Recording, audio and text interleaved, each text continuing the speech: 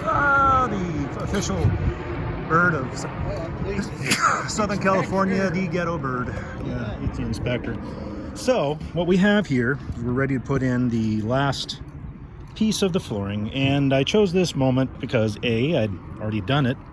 I already done a shit ton of floor, and I hadn't done any of this stuff left. So that yet anyway. So what we have here is that a tube? Yeah, that's a tube. Yeah, this one's cut and started and everything. Yeah, I didn't. So what we have here is liquid nails, construction adhesive of the working construction house building person. So we lay that stuff down. That's right. We love our caulk here. So it goes down on all these joists and blocks and the plate and anything that's there, right? So we cover that. And this is your anti-squeaking agent. Basically, if you just nailed it in there, you could have that, that squeak in the, hickey, I guess there's a couple of times when that's kind of amusing, but not when I'm walking around my house. So, and furthermore, my bedroom will be on a big old cement slab, so never mind. Let's see. So yeah, this is the last piece. So obviously, here's the piece we're putting in. This is 1 inch and 1/8 tongue and groove plywood, big heavy stuff. This is slightly overkill, which is the way I like to do things. Chris does too, right, Chris? Yep. The overkill. Yep. Nothing's worse than underkill, right? All right.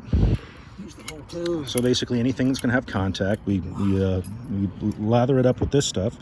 And then we've already pre-drilled these holes here. They're 2 inches off the edge, so we measure 2 inches there, and then we measured from the edge to figure out where they go. And this should go in just like butter. Okay.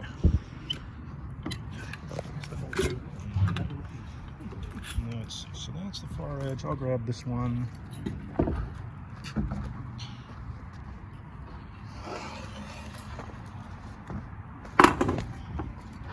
Ready to go. And you can see the rest of the flooring sheets are in. That's what we've been doing the last 2 days, putting in all this flooring on the foundation in the front of the house. It's on his air hose, so doing this one-handed, my fault. Yeah, just go put your thing through the hole. Just put it through the hole. Just okay. quarter it. And then Thank you, secretary. There we go. There you go. Are you in the groove yet? Get into the groove. Oh, you've got it through. Hey, look, there we are. So, no. Little push.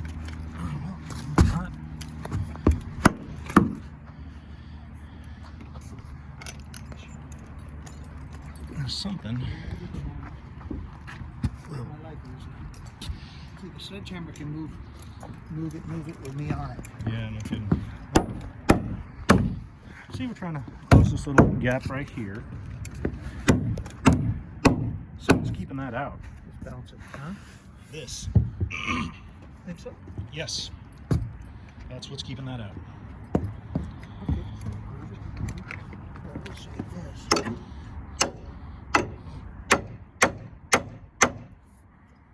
Okay, well, here's what you can do. What can I do? Go over there and put pressure on just push the bolt this way. With you got your gloves, don't hurt your hand, but just see what happens. Does that work at all? Yeah. Good. You hold it right there. Let me get the nail gun again.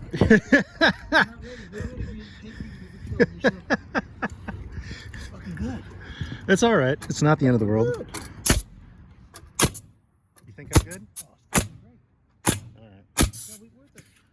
So there we go. That's probably the sum total of all the issues we've had. There may have been one issue with cutting a hole. May have been. Not going to confirm or deny that. So we've got these 3-inch nails that we're driving in. Now you see what he's doing? We wait to nail in the other side there until we line this up. And then obviously you got these guys a little sticking out, so I'm going to take a hammer and whack those in. Yeah. Watch me work.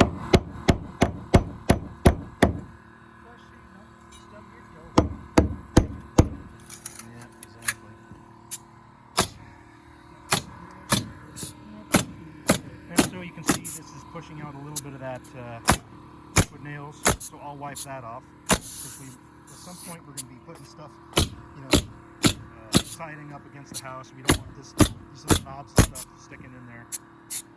So.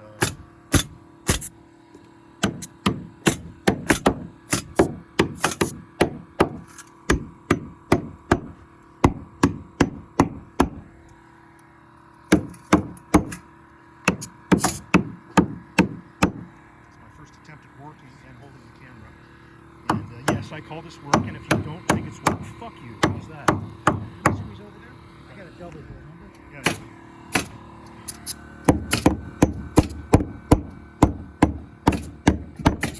Tell them how shit work.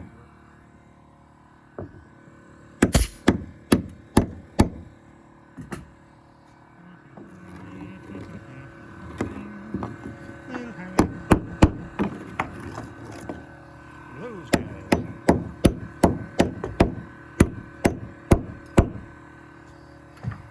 Well, this is probably some pretty boring video, but I really just wanted to get in what we've done with this entire floor. So every one of these sheets has the ends rest on one of these joists, right? So here you can see nails are driven in from either side, right? So that's a joist that runs all the way through.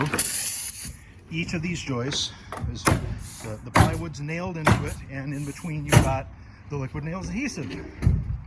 So, like I said, I got to get out here and just take my glove, and I'm just gonna. That's the thing about these gloves; they only last for so long. So I'm just gonna stop a big knob from forming that will have to be dealt with later. I know I'm a big knob.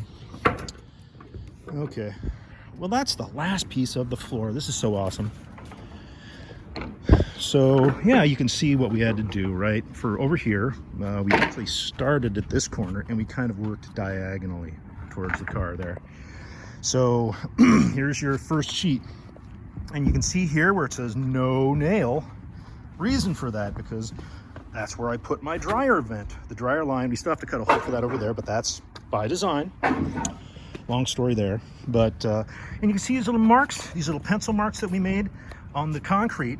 That's so we know where our joists are for the nailing. So we did that. And so all this is all tongue and grooved up. And I'm walking on it, and it is just rock freaking solid. Loving it.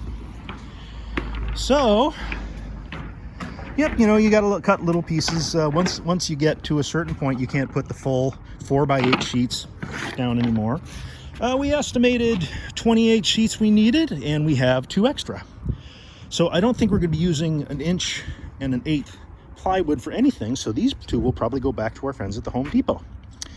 It'll be interesting to see how they calculate my refund on those, because for 28 exactly sheets, we get a discount of $5 per sheet. If we return them, in theory, 10 with tax, it was like $7, $6.99, but yeah. But then no, I got the receipt, so I'm gonna give it. They'll just run back to your card.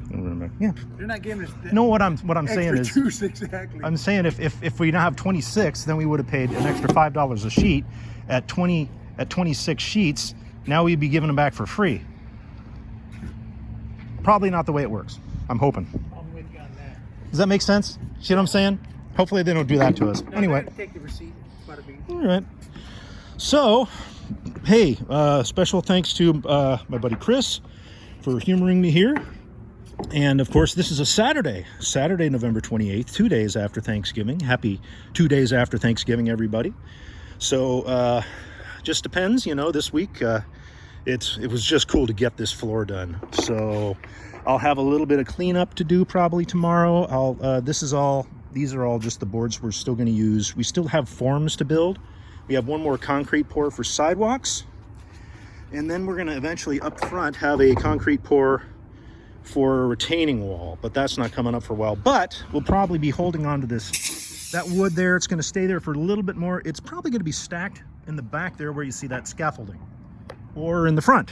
Maybe in the front's even better. But I don't know if you've noticed, this is the first video. I guess I gotta say this. The tree.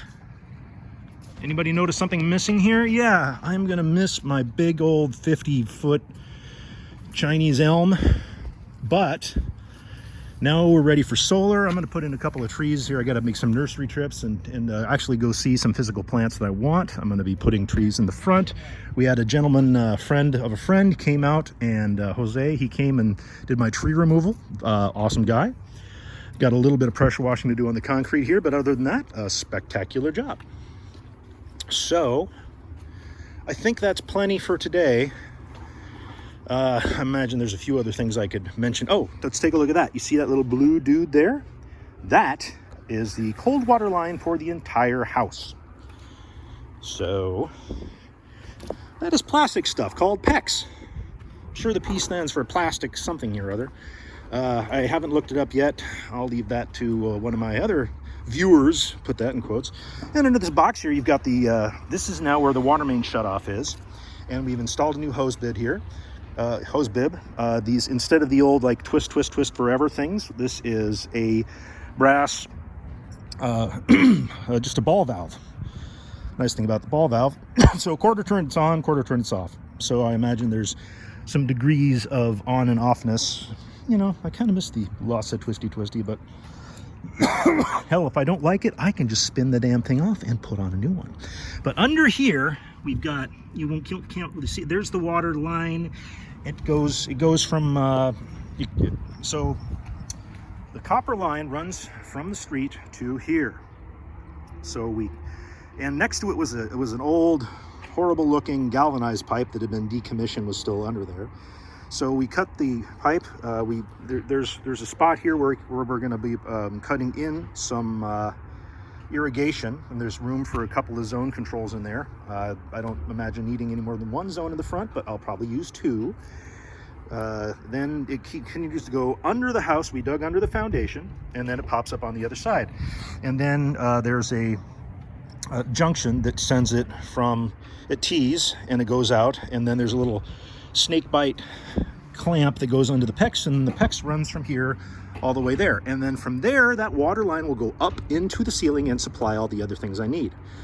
It'll go over there in the middle where you can see those two lines for the water for my shed and my barbecue sink, my little outdoor kitchen.